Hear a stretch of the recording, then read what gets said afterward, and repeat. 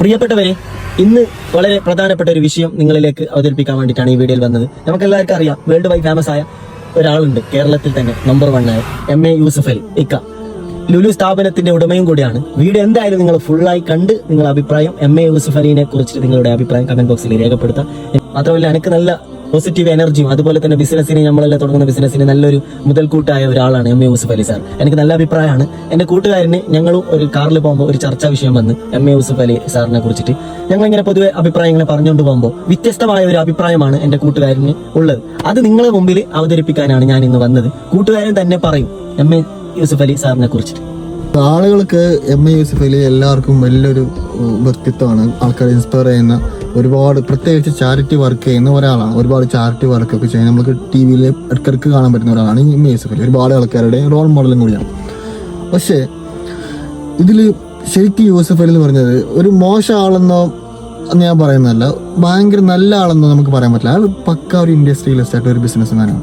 കാരണം ഒരുപാട് ആളുകൾ അയാൾ, ഒരുപാട് ഫാൻസും കാര്യങ്ങളും അയാൾ പൊക്കി വെച്ചിട്ടുണ്ട്. ഓക്കെ, അങ്ങനെയല്ല ആള് പച്ചക്ക് അധികം നമ്മൾക്ക് നാട്ടിൽ കാണുന്ന ടൈപ്പുള്ള ഒരു വെറും ബിസിനസ്സുകാരൻ. ആൾക്കാർ അതിൽ സെന്റിമെന്റ്സോ കാര്യങ്ങളോ അതിലൊരു അങ്ങനൊന്നും ഞാൻ വിചാരിക്കുന്നില്ല. നമ്മളിപ്പോൾ ആൾക്ക് കൊടുത്ത ഒരു ബഹുമാനം, ഒരു സ്ഥാനം അത് ശരിക്കും അർഹിക്കുന്നുണ്ടോ എന്നുള്ളത് നമ്മൾ ആലോചിക്കണ്ടായിരുന്നു. കാരണം ഇപ്പോൾ എൻ്റെ എക്സ്പീരിയൻസ് വെച്ചിട്ട് ഞാൻ ഏകദേശം 5-6 വർഷത്തോളം ലുലുവിനകത്ത് ബിസിനസ്സും കാര്യങ്ങളൊക്കെ ചെയ്ത ഒരാളാണ്. എനിക്ക് ലുലു സ്റ്റാഫിനെയും അതിനകത്തുള്ള വർക്ക് കൾച്ചറിനെയും അവരുടെ സാലറിയും കാര്യങ്ങളും കൃത്യമായിട്ട് അറിയാം.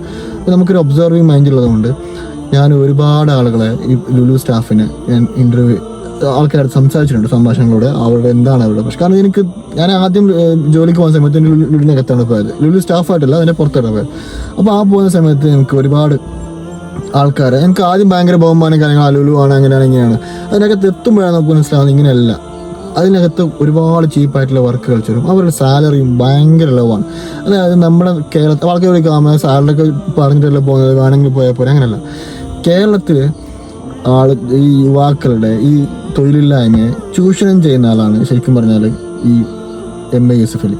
അതായത് സാലറി വെറും തുച്ഛമായ സാലറി. ഞാൻ ചെയ്യുന്ന സെയിം പണി എൻ്റെ 3 സാലറി മാത്രമേ ഈ ലുലു സ്റ്റാഫിന് കൊടുക്കാറുള്ളൂ. അപ്പോൾ അതിൽ ഫുഡും ഉണ്ടാവില്ല. ചില ഇപ്പോൾ നമ്മൾ ക്യാരി ഫോർ ഉണ്ട്, സുൽത്താൻ സെൻറ്റർ എന്ന് പറഞ്ഞിട്ട് ഒരുപാട്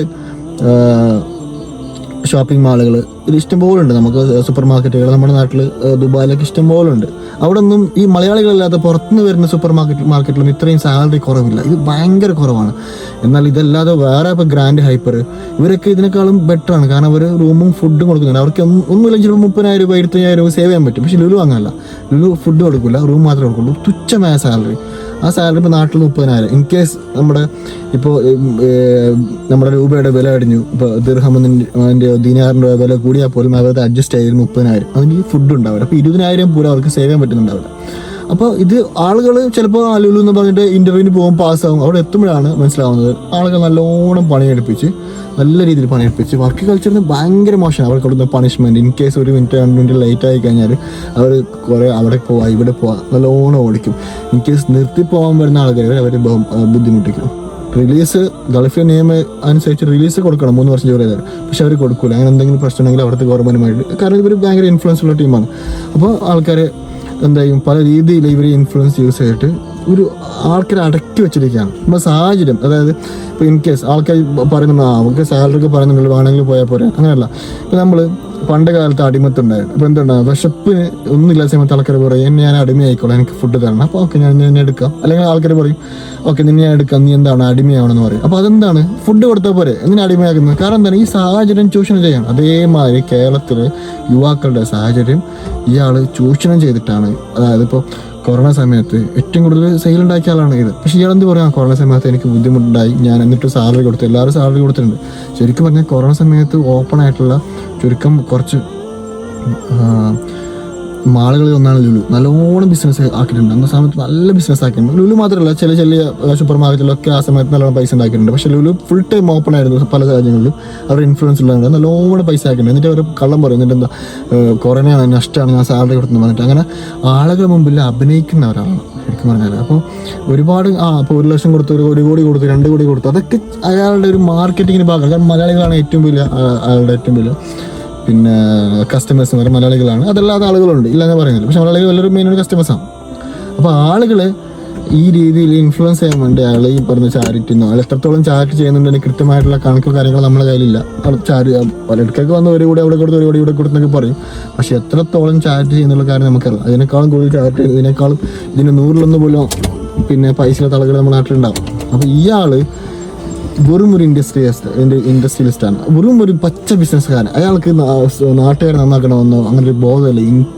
ഈ ഒരു ചാരിറ്റി ചെയ്യുന്നതിന് പകരം അയാൾ ജോലിക്കാർക്ക്, ഇത്രയും ജോലി ചെയ്ത ആൾക്കാർക്ക് ചിലപ്പോൾ ഒരു 2% 3% വർധന പോലും അയാൾ കൊടുക്കാറില്ല. ഇൻക്രിമെന്റോ കാര്യങ്ങളോ ഇതിലോ അല്ലെങ്കിൽ ലീവിന്റെ കാര്യത്തിലൊക്കെ ഭയങ്കര സ്ട്രിക്റ്റ് ആണ്, ഒന്നും കൊടുക്കാറില്ല. ആൾക്ക് അത്ര നല്ല ഏറ്റവും മോശം വർക്ക് കൾച്ചറാണ് അയാളുടെ ലുലു എന്നുള്ളത്. അപ്പോൾ അത് മനസ്സിലാക്കിയിട്ട് വേണം ആൾക്കാർ എന്ത് ചെയ്യാൻ വേണ്ടി അയാളെ സപ്പോർട്ട് ചെയ്ത്. കാരണം അവൾ സപ്പോർട്ട് ചെയ്യുമ്പോഴാണ് അയാൾക്ക് അതേപോലെ വീണ്ടും ഇപ്പം നമ്മുടെ നാട്ടിൽ ഈ പറയുന്ന ലുലു മാത്രമല്ല, അതല്ലാതെ കുറേ സൂപ്പർ മാർക്കറ്റും അതല്ലാതെ ഗൾഫ് രാജ്യങ്ങളുണ്ട്. അവിടെ ഇത് ഫോളോ ചെയ്യും. പക്ഷെ അത്രയും മോശമല്ല, ഇതിനേക്കാളും സാലറി പിന്നെയും ബെറ്ററാണ്. പക്ഷെ ഇവർക്ക് ഫോളോ ചെയ്യണം. ഇയാൾ കൊണ്ടുവന്ന ഒരു കൾച്ചറാണ്. അതായത് ആൾക്കാർ ചൂഷണം ചെയ്യുന്ന രീതി ഉണ്ടല്ലോ. ഇത്രയും ആളുകൾ തുച്ഛമായ സാലറി കൊടുത്തിട്ട് ഇങ്ങനെ നിർത്തിക്കുന്ന ആ ഒരു ടെക്നിക്ക് ഇത് കൊണ്ടുവന്ന് തന്നെ ഇയാളാണ്. മറ്റു രാജ്യങ്ങളിലോ അല്ലെങ്കിൽ മറ്റു ഈ പറയുന്ന മാളുകളിൽ ഇങ്ങനത്തെ ഒരു ഇത്രയും മോശം വർക്ക് കൾച്ചർ വേറെ എവിടെ ഇല്ല എന്നുള്ളത് യഥാർത്ഥമായിട്ടുള്ള സത്യമാണ്. അത് ആളുകൾ മനസ്സിലാക്കിയിട്ട് വേണം. ഇപ്പോൾ ആൾക്കാർ ഫാൻസ് കുറേ, എല്ലാത്തിനും ഫാൻസ് ഉണ്ടാവും, അത് പോട്ടെ. അപ്പോൾ സത്യം നിങ്ങൾക്ക് എന്താ നിങ്ങൾ അറിയുന്നത്, നിങ്ങൾ അടുത്തുള്ള ആളുകൾ ലുലു സ്റ്റാഫിനോട് ചോദിക്കുക എന്താണ് ലുലുവിന് ശരിക്കുള്ള അവസ്ഥ എന്നുള്ളത്. അതായത് നമ്മൾ ന്യൂസ് ചാനൽ കാണുന്നതാണോ അല്ലെങ്കിൽ എന്താണ്, അത് അനുഭവിക്കുന്ന ആൾക്കാർക്ക് മനസ്സിലാവും എന്താണ് ലുലു, എന്താണ് അവരുടെ വർക്ക് കൾച്ചർ, എങ്ങനെയാണ് ഇയാൾ പൈസ ഉണ്ടാക്കുന്നത്, എത്രത്തോളം പിന്നെ അതപ്പതിച്ചാണ് ശരിക്കും ഈ ഒരു സ്ഥാപനം മുമ്പോട്ട് പോകുന്നുള്ളത്. നിങ്ങൾക്ക് യഥാർത്ഥത്തിൽ എക്സ്പീരിയൻസ് അതിനകത്ത് ചെയ്താൽ നിങ്ങൾക്കത് മനസ്സിലാവും.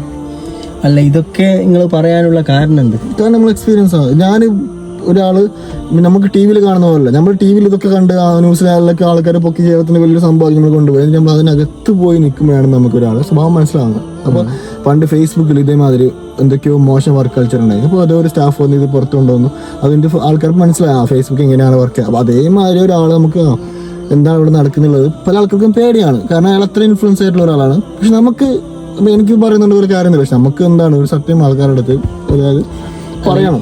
ഈ കുവൈത്തിലെ ആൾക്കാർ ഞാൻ നേരിട്ട് അറിയുന്ന ഞാൻ കണ്ട കാര്യങ്ങൾ അതല്ല. അതിപ്പോൾ പല രാജ്യങ്ങളിലും ലുലുണ്ട്. എനിക്ക് ദുബായിലെ ഫ്രണ്ട്സ് അറിയാം, സൗദിയിലുണ്ടായ ഫ്രണ്ട്സ് അറിയാം. ഏറ്റവും കൂടുതൽ നിർത്തിപ്പോവാണ്. അപ്പോൾ അധികം ആൾക്കാരും ലുലുവിൽ പോകാറില്ല. പോയാൽ പകുതിയിൽ കൂടുതൽ ആൾക്കാർ നിർത്തി വരാറുണ്ട്. പിന്നെ ഈ പറയുന്ന 18 വയസ്സ് 20 വയസ്സ് ആൾക്കാർ ചിലപ്പോൾ ഒരു എക്സ്പീരിയൻസ് രീതിയിൽ പോകാറുണ്ട്. കുറച്ച് കഴിഞ്ഞാൽ അവർ തിരിച്ചു വരും. കാരണം ലുലുവിൽ ഇപ്പോൾ ആരും പഴയ പോലെ നിൽക്കാറൊന്നുമില്ല. പിന്നെ ഒരു ജീവിതം അങ്ങോട്ട് കൊടുത്താൽ 15 വർഷം 20 വർഷം 30 വർഷം ജോലി ചെയ്താൽ ചിലപ്പോൾ എന്തെങ്കിലുമൊക്കെ കിട്ടുമായിരിക്കും. ഒരു ജീവിതം അങ്ങോട്ട് കൊടുത്തു കഴിഞ്ഞാൽ ചിലപ്പോൾ എന്തെങ്കിലും കിട്ടുമായിരിക്കും. അതല്ലാതെ കണ്ട് ലുലു സ്റ്റാഫിനും പല സ്ഥലത്തും ആൾക്കാർ കടം കൊടുക്കാറോ കാര്യങ്ങളോ. കാരണം അവർക്ക് സാലറി കുറവാണ്. അപ്പോൾ സാലറി കിട്ടാതെ തിരിച്ചിട്ടാണ് അത് കുറവാണ്. അതുകൊണ്ട് അതൊരു ശരിക്കും പറഞ്ഞാൽ ലുലു സ്റ്റാഫൊക്കെ നല്ല നമുക്ക് സംസാരത്തിൽ അറിയുന്ന നല്ല ആൾക്കാരാണ്. പക്ഷെ അവരുടെ സാഹചര്യം എങ്ങനെയാണ്, അതുകൊണ്ട് അതിനെ ആൾക്കാർ കണക്കൂടുന്നതാണ്. സാലറി കുറവാണെന്ന രീതിയിൽ ആൾക്കാർ അവർ ട്രീറ്റ് ചെയ്യുന്നത് എങ്ങനെയാണ്. കാരണം അവരുടെ അവസ്ഥ എങ്ങനെയാണ്. ലുലുവിൻ്റെ ശരിക്കും അതപ്പതിച്ചൊരു കമ്പനിയാണ് ലുലു എന്ന് പറയുന്നത്. അതല്ല നിങ്ങൾ ഇങ്ങനെ വലിയ സംഭവം കാണുന്ന സംഭവമല്ല ലുലു. അത് അതിനകത്ത് ആൾക്കാർ കൃത്യമായിട്ട് നിങ്ങൾ പോയി ലുലുവിനെതിരെ സംസാരിക്കാനോ നമ്മുടെ നാട്ടിലെ ഒരു മാധ്യമ പ്രവർത്തകനോ ഒരു രാഷ്ട്രീയക്കാരനോ തയ്യാറാവില്ല. കാരണം അത്ര ഇൻഫ്ലുവൻസ് ആണ്. അവർക്ക് പേടിയാണ്. പക്ഷെ ശരിക്കും നിങ്ങളൊരു ഡോക്യുമെന്റ് ചെയ്ത് അവിടെ പോയി ഇത്രയും സ്റ്റാഫിന് ഇന്റർവ്യൂ ചെയ്ത് അവിടെ എന്താ നടക്കുന്നത്, അവരുടെ സാലറി എന്താണ് ഒന്നുമില്ല, അവരുടെ സാലറി എത്രയാണെന്ന് ചോദിച്ചാൽ മനസ്സിലാവും. അവരുടെ ജോലി എന്താണ്, അവരുടെ വർക്ക് കൾച്ചർ എന്താണെന്ന് കൃത്യമായിട്ട് ഡോക്യുമെന്റ് ചെയ്യുകയാണെങ്കിൽ ഒക്കെ ആയിട്ട് മനസ്സിലാവും എന്താണ് അവിടെ നടക്കുന്നത്. അപ്പോൾ മൂപ്പരുടെ അഭിപ്രായമാണ് നിങ്ങളുമായി മുമ്പിൽ അവതരിപ്പിച്ചത്. ഇനി അതായത് MA യൂസുഫ് അലി സാറിനെ കുറിച്ചിട്ട് അല്ല MA യൂസുഫ് അലി എന്ന വ്യക്തിയെ കുറിച്ചിട്ട് നിങ്ങളുടെ അഭിപ്രായം എന്താണ് കമന്റ് ബോക്സിൽ രേഖപ്പെടുത്താം. അപ്പോൾ ഈ വീഡിയോ ഇഷ്ടപ്പെട്ടാൽ മറ്റുള്ളവർക്ക് എത്തിച്ചു കൊടുക്കുക. എൻ്റെ കൂട്ടുകാരൻ്റെ ഒരു അനുഭവമാണ് അവൻ നിങ്ങളുടെ മുമ്പിൽ അവതരിപ്പിച്ചത്. ഇഷ്ടപ്പെട്ടാൽ നിങ്ങൾ ലൈക്ക് അടിക്കുക, കമൻ്റ് ഇടുക, മറ്റുള്ളവർക്ക് എത്തിച്ചു കൊടുക്കുക. അപ്പോൾ എപ്പോഴും പറയുന്ന പോലെ സ്നേഹം മാത്രം. ഇത് മൂപ്പരുടെ അഭിപ്രായമാണ്, എൻ്റെ അഭിപ്രായം അതല്ല. ചില ആൾക്കാർ ചില വ്യത്യസ്തമായ അഭിപ്രായങ്ങളാണ് പറയുന്നത്. ആ ഒരു കൂട്ടത്തിലാണ് മൂപ്പരുള്ളത്. അപ്പോൾ മൂപ്പരുടെ റിയൽ അനുഭവമാണ് നിങ്ങൾക്ക് മുമ്പിൽ അവതരിപ്പിച്ചത്. അപ്പോൾ എല്ലാവരോടും സ്നേഹം മാത്രം.